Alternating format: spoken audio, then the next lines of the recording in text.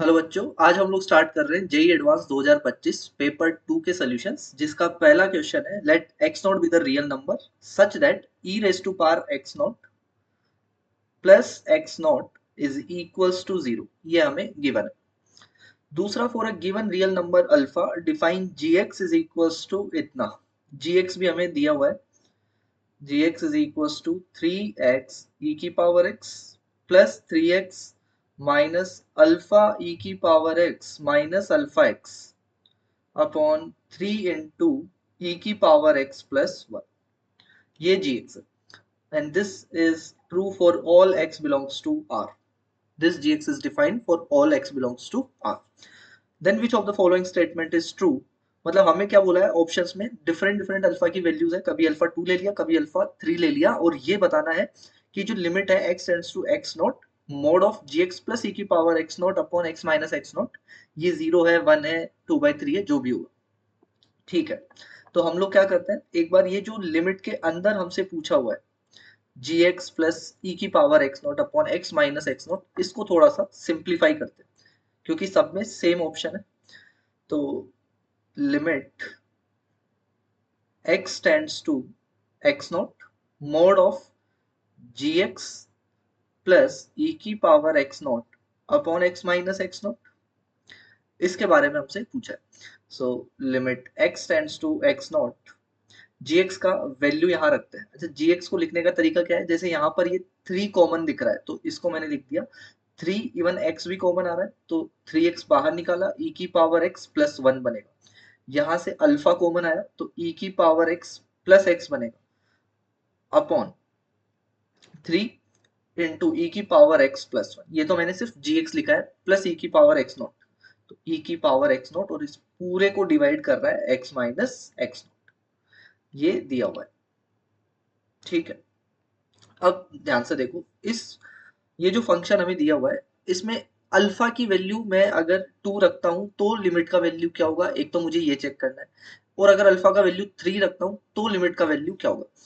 तो ये जो क्वेश्चन है, पहली बात तो सिंगल करेक्ट है। तो अगर कोई एक वैल्यू अल्फा के लिए, मान लिया अल्फा मैंने 2 रखा और लिमिट आ गई 0 या 1 में से कोई एक, तो मुझे अल्फा 3 के लिए चेक करने की जरूरत नहीं है क्योंकि सिंगल करेक्ट है।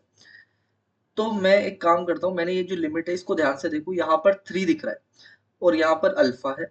तो मेरे ख्याल से अगर मैं अल्फा को 3 रखूंगा तो ये 3 इंटू एक्स जो होगा वो इस 3x से कैंसिल हो जाएगा।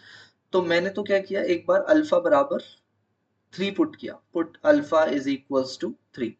तो देखते हैं क्या बनता है। तो ये बनेगा limit x tends to x not mod of 3x e की power x plus 1 minus 3 e की power x plus x upon 3 into e की पावर x प्लस 1 प्लस ई की पावर x नॉट, और पूरे को डिवाइड कर रहा है again x minus x not. ठीक है, अब थोड़ा सा कैलकुलेशन है, जैसे ये 3 इंटू एक्स इससे मल्टीप्लाई होकर 3x बनेगा, ये 3x 1 से मल्टीप्लाई होकर 3x, तो ये प्लस और माइनस कैंसिल। दूसरी बात, यहाँ पर ऊपर 3 कॉमन आ रहा है, ये 3 इस नीचे वाले 3 से भी कैंसिल आउट हो रहा है, तो इसको हम लोग अब लिखेंगे this is equals to limit x tends to x not mod of x e की पावर x माइनस e की पावर x अपॉन e की power x plus 1 plus e की पावर x नॉट और divided by x minus x not, ये ऐसा लिखा हुआ है। ठीक है, फिर से एलसीएम लेते हैं तो ये हो जाएगा x tends to x not x e की पावर x माइनस e की पावर x, ये जो e की पावर x प्लस 1 है इसको e की पावर x नॉट से मल्टीप्लाई करेंगे तो ये बनेगा e की पावर x इंटू e की power x not plus e की पावर x नॉट, और डिनोमिनेटर में आ जाएगा फिर e की power x plus 1 into x minus x not, ये बन रहा है। अब सिंस ये जो नंबर डिनोमिनेटर में लिखा हुआ है e की पावर x प्लस 1, ये पूरे लिमिट से डिवाइड, पूरी लिमिट को डिवाइड कर रहा है। दूसरी बात, as x tends to x not, ये बनेगा e की power x not plus 1 which is non zero real number, जो कि मल्टीप्लाई हो रहा है पूरी लिमिट से या डिवाइड हो रहा है। तो एक काम कर सकते हैं, इसे हम लिमिट से बाहर निकाल सकते हैं। तो जैसे ही हमने x को x नोट रखा सिर्फ इतने पार्ट में, तो ये तो एक रियल नंबर दे रहा है जो कि पूरी लिमिट से मल्टीप्लाई है या डिवाइड है, तो इसको बाहर निकाल सकते हैं। सो ये हो जाएगा 1/e की पावर x नॉट प्लस 1, इतना बन के तो ये बाहर आया। तो अंदर बचेगा x tends to x not, x e की पावर x माइनस e की पावर x प्लस e की पावर x इंटू e की power x not plus e की पावर x नॉट, और अपॉन में आ जाएगा x माइनस x नॉट। इस तरह से क्लियरली दिख रहा होगा कि जो डिनोमिनेटर है as x tends to x not zero की तरफ जा रहा है। चेक कर लेते हैं कि न्यूमरेटर कहाँ जा रहा है। वैसे तो इसको भी जीरो के पास ही जाना चाहिए, बट एक बार फिर भी अगर मैं x को x नॉट रखूं तो ये बनेगा सिर्फ इतना part numerator x not e की power x not minus e की power x not plus e की power x not into e की power x not plus e की पावर x नॉट। ये इससे कैंसिल हुआ, इन दोनों में से e की पावर x नॉट कॉमन आया तो अंदर बचेगा x नॉट प्लस e की पावर x नॉट। ये तो जीरो है नहीं, लेकिन ये जो अंदर है x प्लस एक्स नॉट, ये हमें स्टार्टिंग में ही गिवन था कि इसका वैल्यू कितना होता है जीरो, तो इसका यूज कर सकते हैं।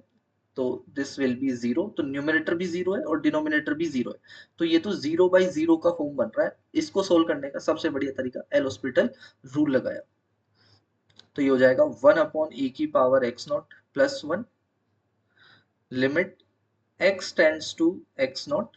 तो LH रूल क्या बोलता है, न्यूमरेटर का डिफरेंशिएशन और डिनोमिनेटर का डिफरेंशिएशन। तो ऊपर वाले का डेरिवेटिव कितना हो जाएगा, x को एज इट इज रखा e की पावर x का e की पावर x प्लस e की पावर x को एज इट इज रखा तो x का 1, फिर e की पावर x का कितना हो जाएगा e की पावर x, इस वाले पार्ट का डेरिवेटिव कितना हो जाएगा, e की पावर x नॉट कांस्टेंट है तो ये ऐसे ही रहेगा e की पावर x का e की पावर x, फिर e की पावर x नॉट ये फिर से कांस्टेंट तो इसका कितना जीरो।